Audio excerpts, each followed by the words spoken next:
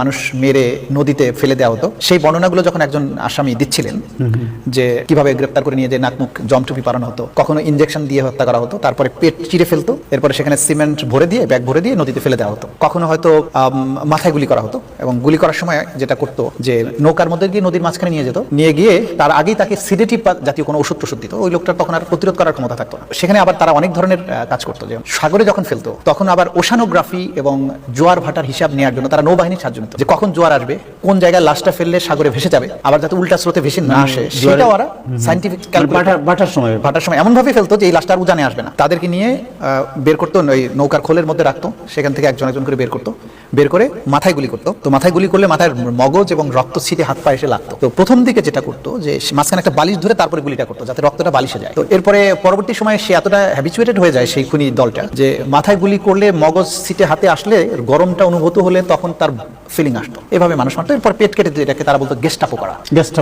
করা। Commando knife দিয়ে পেটটা চিরে দিয়ে সেখানে সিমেন্ট ভরে দিয়ে ব্যাগ ভরে দিয়ে বেঁধে দিয়ে ফেলে দেওয়া হতো।